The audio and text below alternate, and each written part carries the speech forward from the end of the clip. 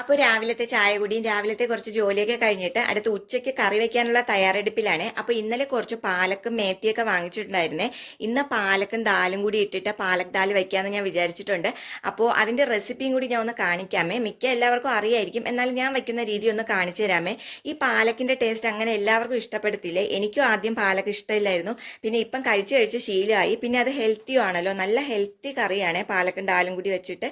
അപ്പോൾ അത് ഞാൻ ഒന്ന് കാണിച്ചു തരാം. അപ്പോൾ ഞാൻ പാലക്കൊക്കെ കട്ട് ചെയ്ത് എടുക്കുന്നുണ്ട്. അതിൻ്റെ 2-3 വെള്ളം കഴുകി എടുക്കേണ്ടി വരും, നിറയെ മണ്ണൊക്കെ ഉണ്ട്. എന്നിട്ട് അതിൻ്റെ തണ്ടും വേസ്റ്റൊക്കെ കൊണ്ടുവന്നിട്ട് ഞാൻ അവിടെ കുറച്ച് ചേട്ടൻ കുറച്ച് പയറും ബീട്രൂട്ടും അതൊക്കെ നട്ടിട്ടുണ്ട്. അപ്പോൾ ഞാൻ അതിൻ്റെയൊക്കെ ചോട്ടിൽ കൊണ്ട് ഇട്ട് കൊടുത്തിട്ടുണ്ട്. അപ്പോൾ അതിനൊരു വളം ആവുമല്ലോ എന്നും പറഞ്ഞ് അതിൻ്റെ ചോട്ടിൽ കൊണ്ട് ഇട്ട് കൊടുത്തിട്ടുണ്ട്.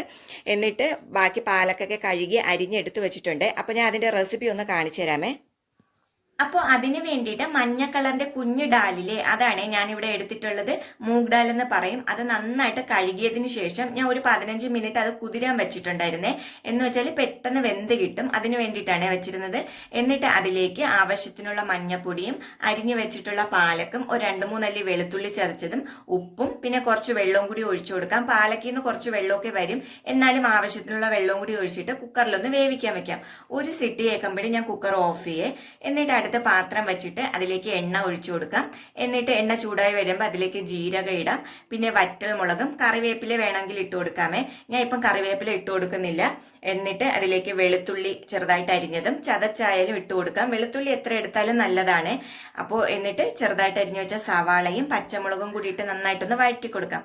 സവാളയുടെ കളർ ചെറുതായിട്ടൊന്ന് മാറി വരുന്ന സമയത്ത് പിന്നെ ഇതിലേക്ക് പഴുത്ത തക്കാളിക്ക ചെറുതായിട്ട് അരിഞ്ഞതും കൂടി ചേർത്ത് കൊടുക്കാമേ. തക്കാളിക്ക ഒന്ന് ചെറുതായിട്ട് വെന്ത് വരുമ്പോൾ വേണമെങ്കിൽ കുറച്ച് മഞ്ഞപ്പൊടിയും കൂടി ചേർത്ത് കൊടുക്കാം. എന്നിട്ട് വേവിച്ചു വെച്ചിട്ടുള്ള ഡാലും പാലക്കും കൂടി ഇതിലേക്ക് ചേർത്ത് കൊടുക്കാം. ഗ്രേവി കൂടുതൽ വേണമെന്നുണ്ടെങ്കിൽ കുറച്ച് ചൂടുവെള്ളവും കൂടി ഒഴിച്ചു കൊടുത്താൽ മതി.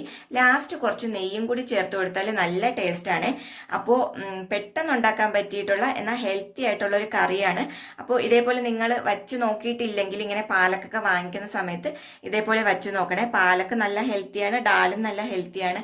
അപ്പോൾ ചോറിൻ്റെ കൂടെ ആയാലും ചപ്പാത്തിയുടെ കൂടെ ആയാലും കഴിക്കാൻ പറ്റിയിട്ടുള്ള നല്ലൊരു കറിയാണേ.